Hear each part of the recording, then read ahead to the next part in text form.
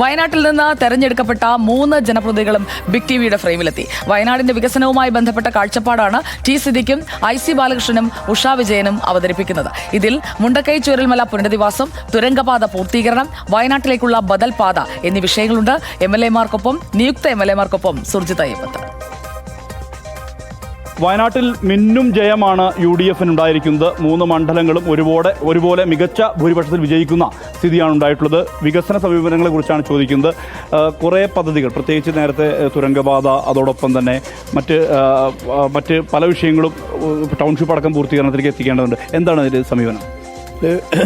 വികസന പ്രശ്നങ്ങളിൽ 2-3 കാര്യങ്ങൾ കോർത്തിണക്കപ്പെടണം. ഒന്ന്, ഞങ്ങൾ MLA-മാർ എന്ന രീതിയിൽ ഒരു മനസ്സും വ്യത്യസ്ത ശരീരങ്ങളാണ്. അപ്പം പരസ്പരം കൂടിയാലോചിച്ച് എല്ലാത്തിലും ഒരു മാർഗരേഖയുണ്ടാക്കി ഞങ്ങളെല്ലാവരും ഒന്നിച്ചു ചേർന്ന് മുന്നോട്ട് പോകും.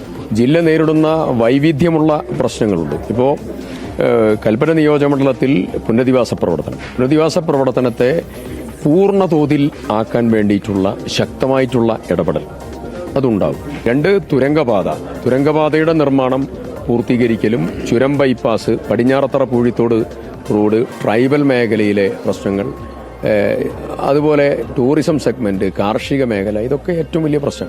രാത്രിയാത്രാ നിരോധനം, ബൈരക്കുപ്പ പാലം അടക്കമുള്ള വികസന സമീപനങ്ങൾ, ഗവൺമെന്റ് കോളേജ് അടക്കമുള്ള കാര്യങ്ങൾ ഇങ്ങനെ നിൽക്കുകയാണ്. അപ്പോൾ അതിലെന്താണ് സമീപനം?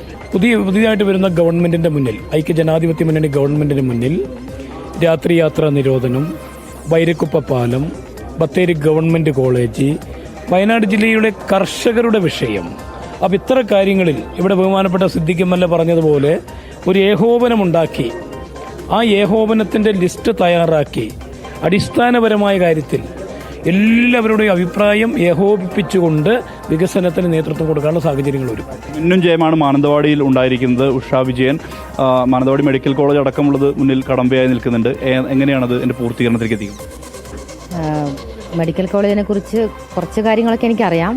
പൂർണ്ണമായിട്ടും എനിക്കറിയില്ല അവിടെ എന്താണ് പ്രശ്നമെന്നുള്ളത്. അത് പൂർണ്ണമായിട്ടും പഠിക്കാനുള്ളൊരു സാഹചര്യമാണ് ആദ്യം ഉണ്ടാക്കേണ്ടത്. അപ്പം ഓരോ വിഷയങ്ങളും ഇനി പഠിക്കണം നമ്മൾ. ഓരോ വിഷയങ്ങളും മറ്റ് മണ്ഡലങ്ങൾ പോലെ ചിലപ്പം വ്യത്യസ്തമായിരിക്കാം, ചിലപ്പോൾ ഒരുപോലെ ആയിരിക്കാം.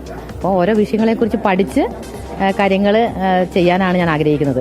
കൃത്യമായ വിഷൻ ഉണ്ട് ജനപ്രതിനിധികൾക്ക്. സ്വാഭാവികമായും ആ വിഷൻ മുന്നോട്ട് വെച്ച് തന്നെ മുന്നോട്ട് പോകാനുള്ള തീരുമാനം തന്നെയാണ് ജനപ്രതിനിധികളായി തിരഞ്ഞെടുക്കപ്പെട്ടവർ നടത്താൻ വേണ്ടി പോകുന്നത്. VM റിന്റുവിനൊപ്പം സുർജിത് അയ്യപ്പത്ത്, ബിഗ് TV, വയനാട്.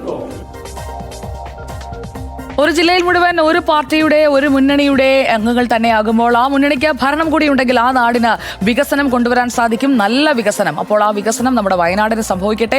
വയനാട് ചുരത്തിലെ അടക്കമുള്ള വിഷയങ്ങളൊക്കെ പരിഗണിക്കപ്പെടട്ടെ. അതോടൊപ്പം തന്നെ ബദൽ പാത എത്രയും പെട്ടെന്ന് തന്നെ നമുക്ക് യാഥാർത്ഥ്യമാക്കി തീർക്കാൻ പുതിയ സർക്കാരിനും 3 MLA-മാരും ഭരണമുന്നണിയിൽപ്പെട്ടവരാകുമ്പോൾ അതിന് വേഗം കൂടുമല്ലോ. കൂടട്ടെ.